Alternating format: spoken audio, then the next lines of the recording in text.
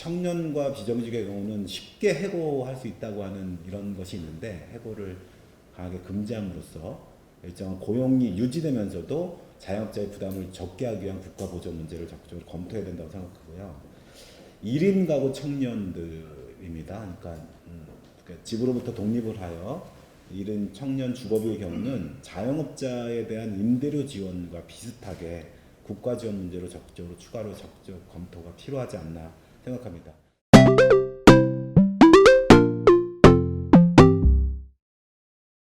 피해자 코로나로 인한 피해 증언대회에 함께 해주셔서 너무너무 감사드립니다. 우리 청년위원회원 위원장님 포함해서 또 대학생 단체를 대표해서 와주셔서 너무너무 감사하고요.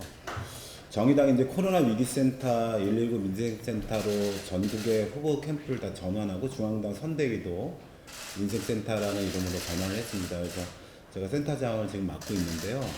주로 각 지역의 그 민생 피해자 실태 조사를 저희가 열심히 하고 있는데 자영업자들 주로 만날 수밖에 없어서 자영업자 위주로 실태 조사를 하다가 저희가 그 전화를 개설, 상담 전화, 제보 전화를 개설했는데 그쪽으로 청년들의 여러 가지 인생 피해 사례들을 적극적으로 지금 내오고 있습니다.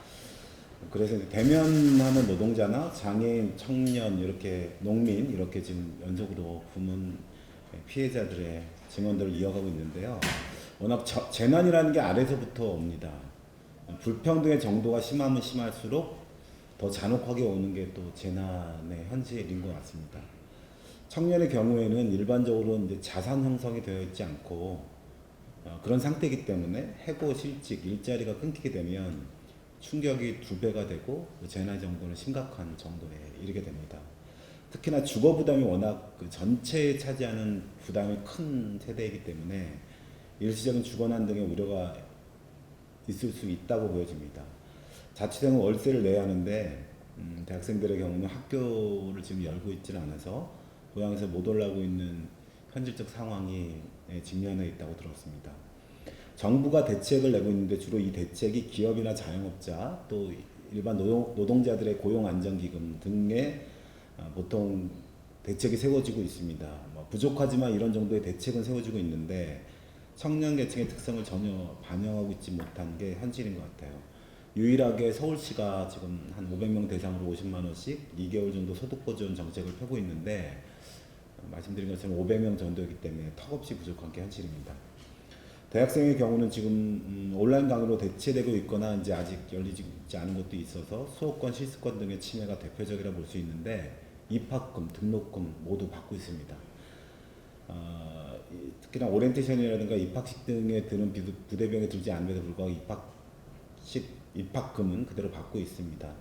아시겠지만 윤소화 의원의 대표벌의 입학금에 대한 폐지가 이미 결정이 됐고 23년도에는 이미 폐지가 예정되어 있습니다.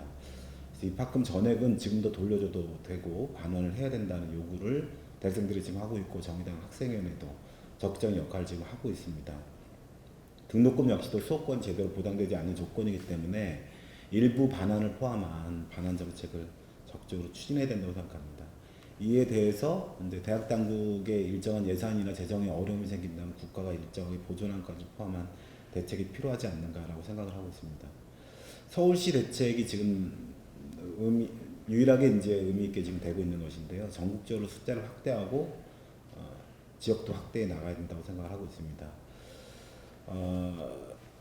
프리랜서 청년 노동자들이 꽤 많습니다.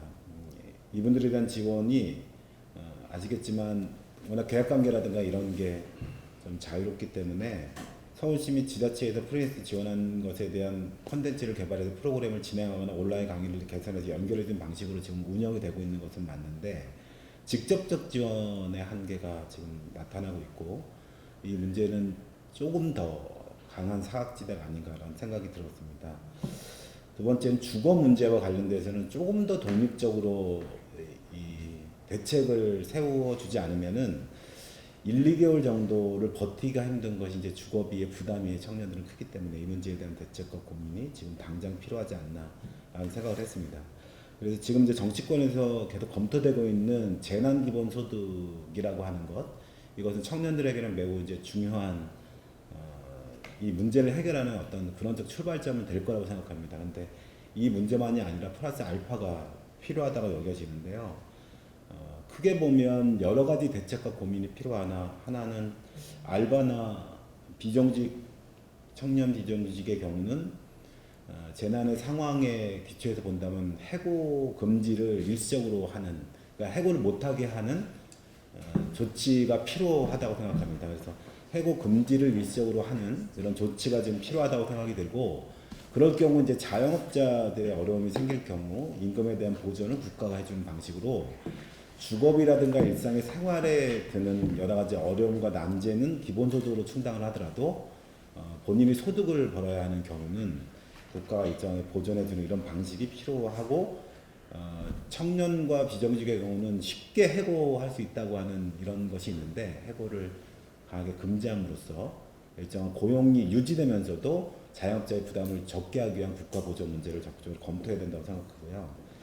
1인 가구 청년들입니다. 그러니까 집으로부터 독립을 하여 1인 청년 주거비의 경우는 자영업자에 대한 임대료 지원과 비슷하게 국가 지원 문제로 적극적으로 추가로 적극적 검토가 필요하지 않나 생각합니다. 오늘 증언해 주신 여러 가지 얘기를 듣고 조금 더 얘기를 듣고 그걸 정책적으로 좀 가다듬어서요. 다음 주 월요일 정도 저희가 심상정 대표가 종합적인 이제 코로나 민생에 대한 대책안을 저희가 내게 되고 화요일 날 저희가 이때까지 실태조사하고 오늘 증언대회 쭉 벌렸던 내용을 종합적으로 해서 종합적인 대책과 대안을 이제 국회에서 브리핑할 예정입니다. 거기 반영될 수 있도록 조금 더 상세하게 좋은 증언해 주시면 감사하겠습니다. 고맙습니다.